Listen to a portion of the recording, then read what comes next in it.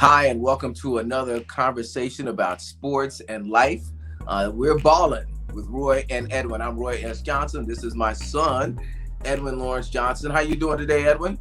I'm good. How are you? Good, good. Growing up, Edwyn became not just a sports fan, but a fan of sports history and knowledgeable about sports history while his dad was covering sports.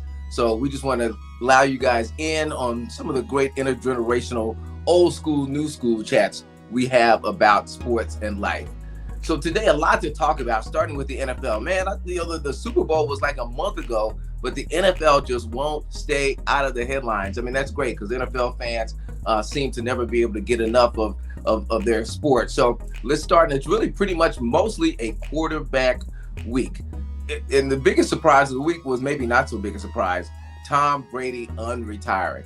I mean, he popped up on Twitter after saying he was going to spend time with his family. What did he spend, about 2 weeks with his family, Yeah, 3 weeks? 2 weeks. And all of a sudden decides he's going to come back. Now, some people, when he retired, wanted to blame his wife, the supermodel, wanted to blame her for him retiring. But she backed him up all the way. And when he decided to come back, she was rooting for him still. So, Edwyn, what are your thoughts on Brady coming back? Why do you think he came back? And let's talk about why it's so hard sometimes for athletes to retire. Well, no athlete really wants to retire. You retire because you have to, not because you want to. Mm-hmm. But we're talking about a 45-year-old athlete, not a retired former athlete at 45 years old, but a guy who just retired last year. Now, you want to ask, why is he doing this? Again, because of the rule change. What have we seen in the last 15, 20 years of an athlete 40 to 45 years old trying to consider retirement or not retiring? Mm-hmm. And we're talking about football at that, not even basketball, but football, not tennis, not golf. We're talking about football. So my thing is, and again, the whole rule changes in the NFL and of course the NBA. And you talk about rule changes that protect the quarterback, right? Yes, protect the quarterback, number one, players too, but especially the quarterback. That's what I'm saying, because back in the day, even if you don't sack a quarterback, but just the constant hits, they wear a tear on you, they play a mental toll, a physical toll. That's why he is able to do that, to do this, and he's still considering it. It's like, of course, he doesn't want to let it go. Obviously, that's understandable. I get it. He loves the game, and arguably he's the greatest football player of all time. He is the greatest quarterback of all time.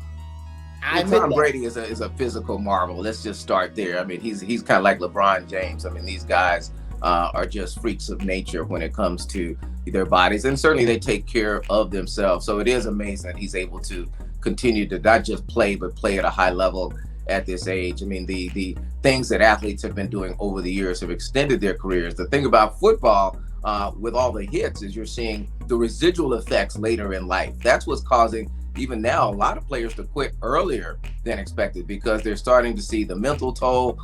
They're concerned about what their lives are going to be like growing, as they get older. Some of them have young kids and want to be physically able to play with their young kids. So he's really an aberration in terms of football, because a lot of athletes are leaving early. But he also signed, maybe saw Aaron Rodgers sign that $200 million deal, which I think is finally real. Aaron was denying that he had signed it a couple of weeks ago, but he's seeing a lot of money on the table. I mean, not that Tom Brady and Giselle need any more money, but it's sometimes it's hard to pass that money up. I mean, I almost wrote a book several years ago when I was covering sports called Endgame, and I was calling it that because it was so hard for athletes to play the end game, the end of their career game.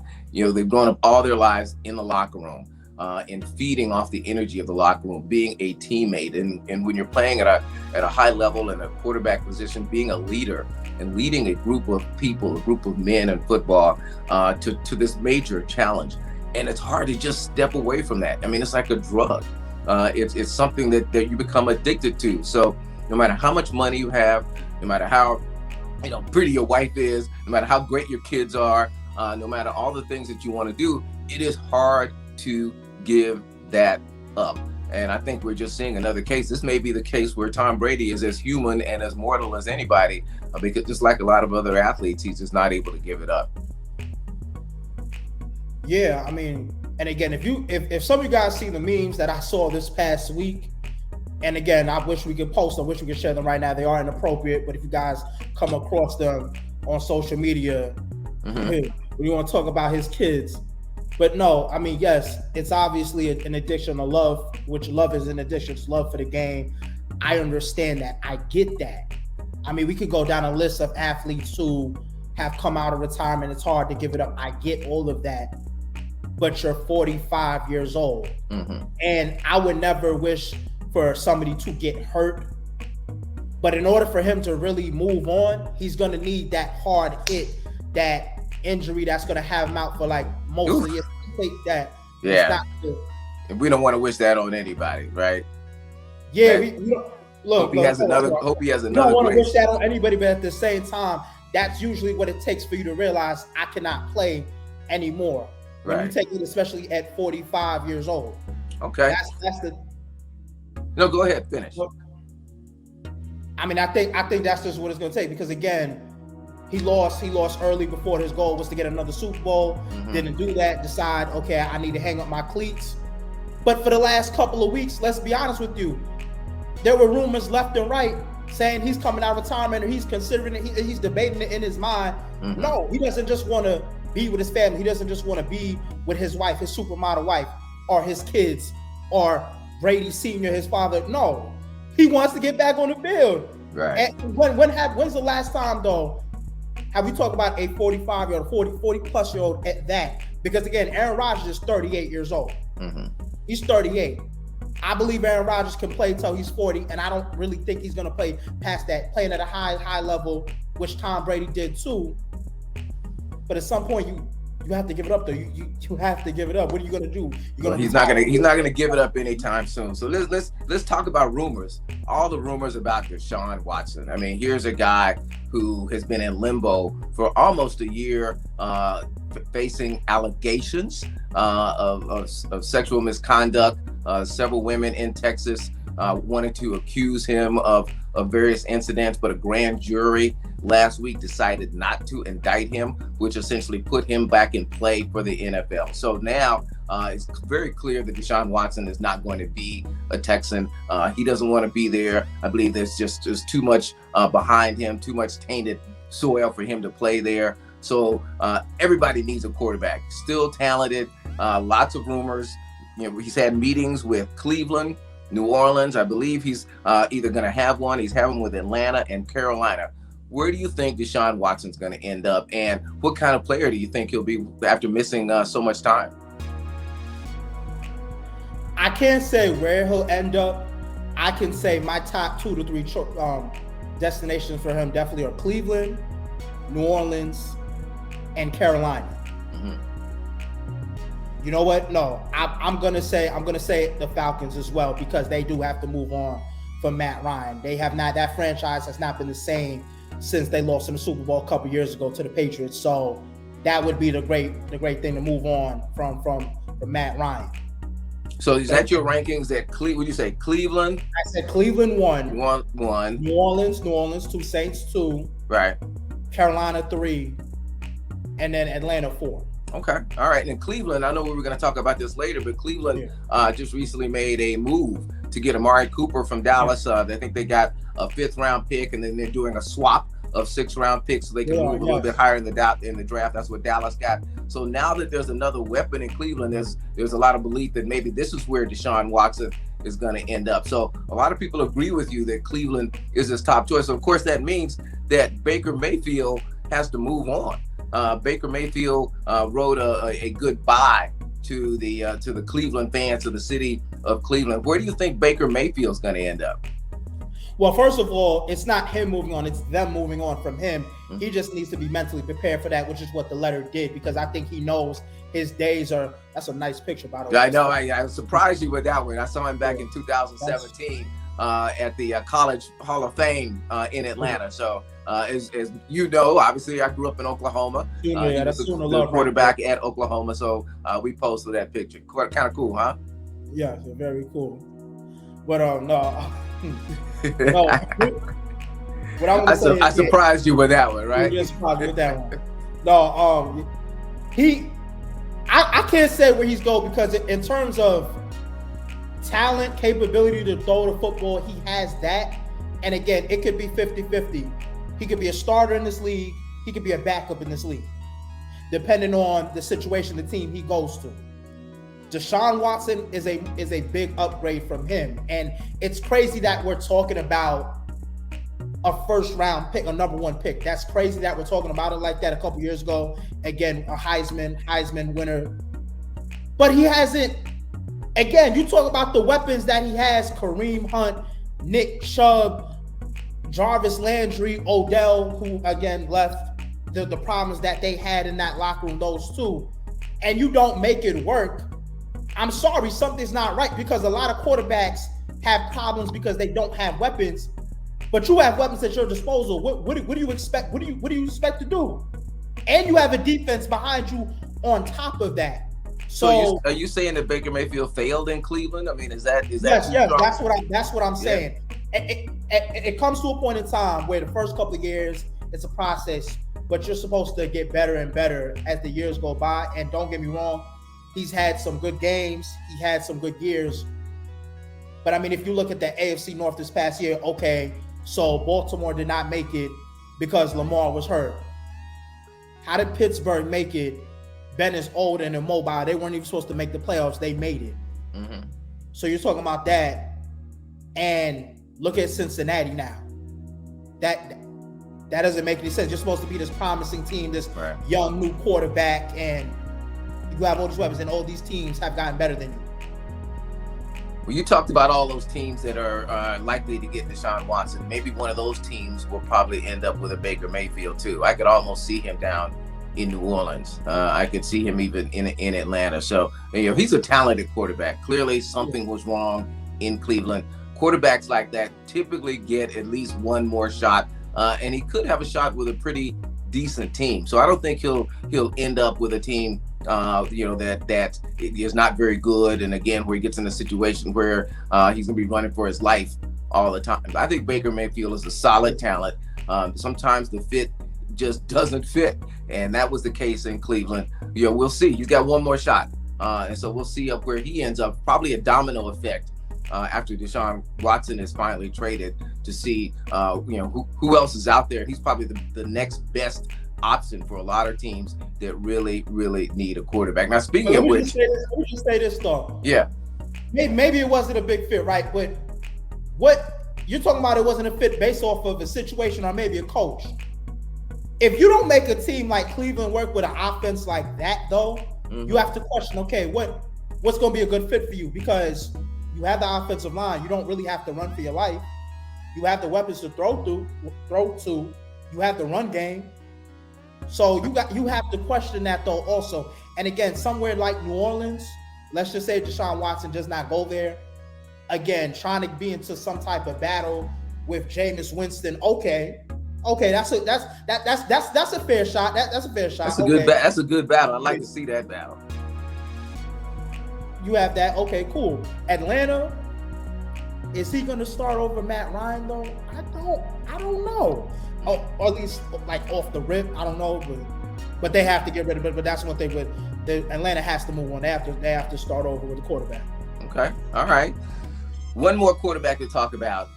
In Pittsburgh, everybody was wondering who's going to follow Ben Roethlisberger after 18 years in Pittsburgh.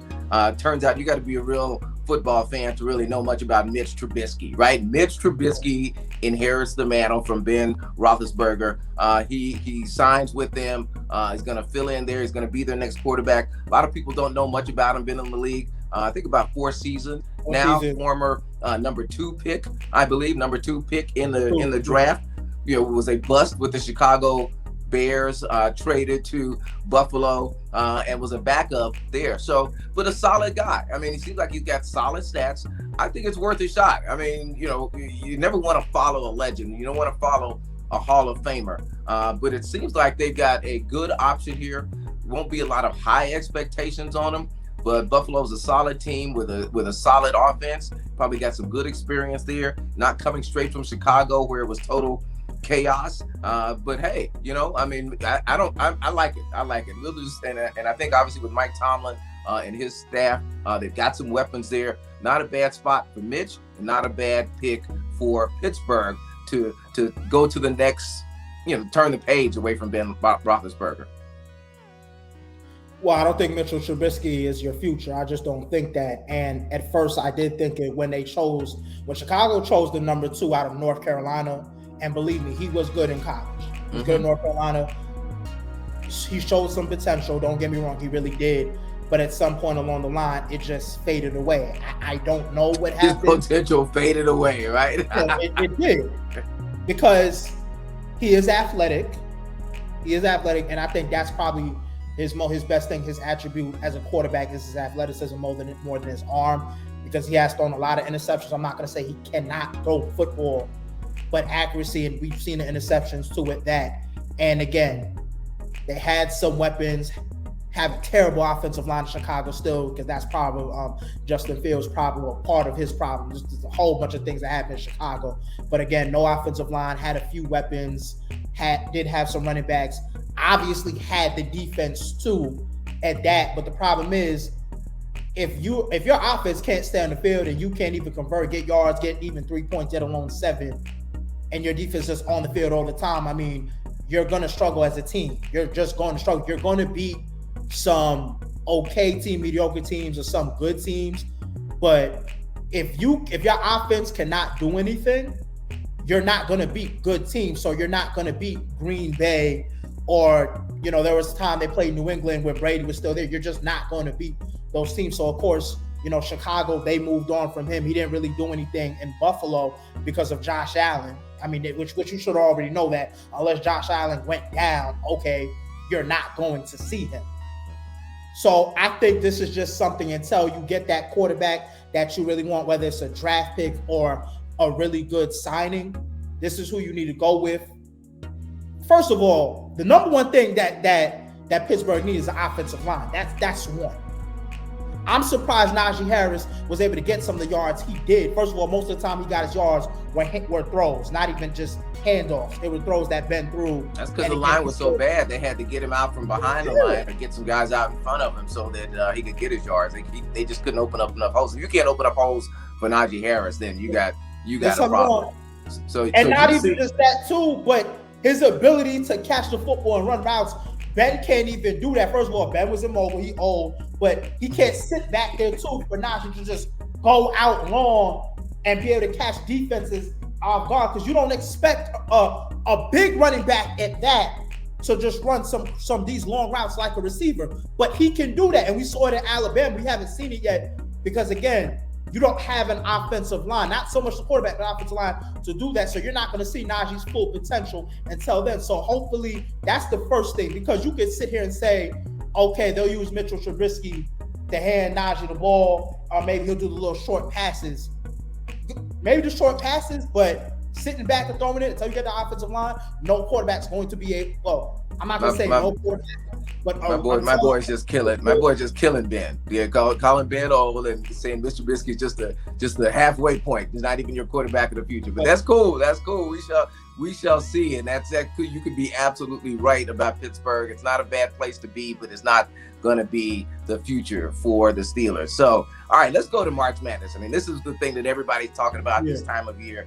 On the men's side, you've got the top 4 seeds: Gonzaga, Kansas, Arizona, and Baylor.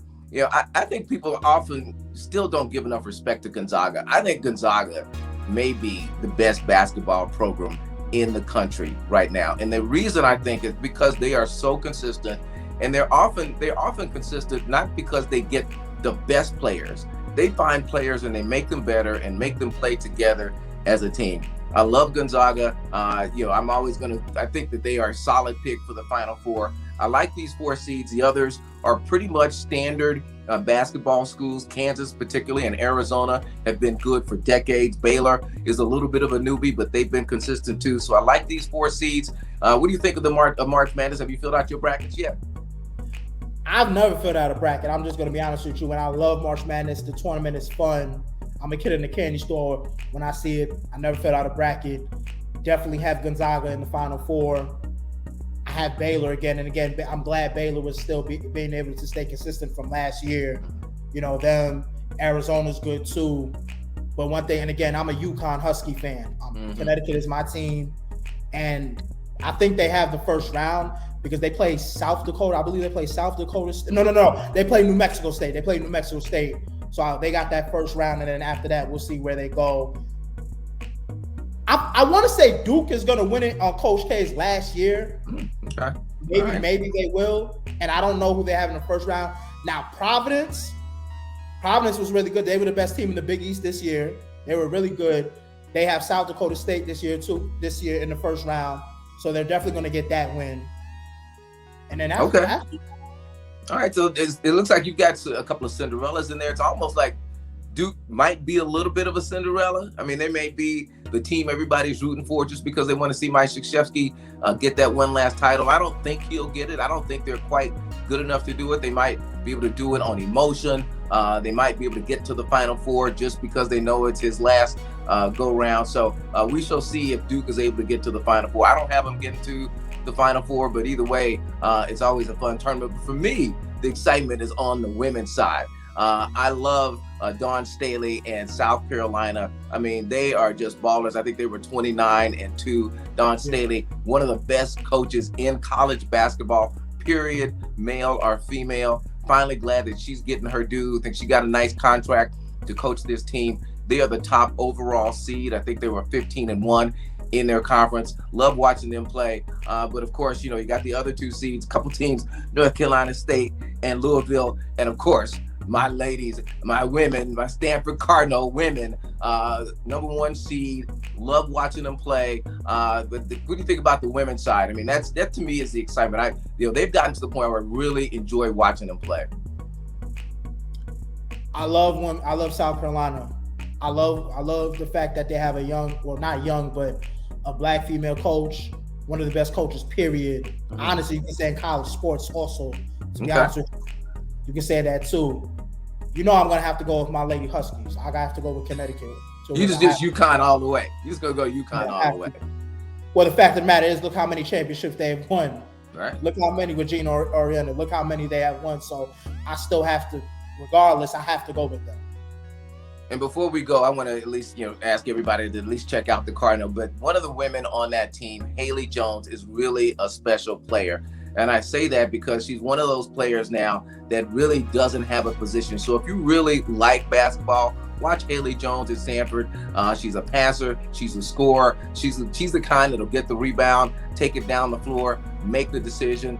She's a great defender. She's about 6'6". As you see, she's got the great locks, but she is really, they call her a player of the future. She represents the future of basketball, and that when she goes to camps and speaks to young girls, they keep asking her what position she plays. She says, I play them all. I don't play one position. And they went from playing a pretty much straight, triangle offense early, before she got there. Now in recent years, they play more of a Princeton offense. So they move, they set screens, they get the open player. They're really fun to watch. So if you have a minute, check out check out the Stanford Cardinal women, and also check out Haley Jones. It will be fun to watch. And of course, I got them going all the way and defending their national title. What else am I gonna do? Of course, right? Got to go with it. Anything else? Anything else this week before we sign off? No, like I said, we'll just watch these games, and next week we'll have an update. We'll talk to you more about some of these tournament games. I know there's gonna be more news on the NFL. All right, everybody, have fun, enjoy the games. We all deserve to have a little fun. Keep your prayers for Ukraine and the people of Ukraine as they try to find new homes and stay safe. But have fun watching the games and keep balling. We'll see you soon. Bye, everybody.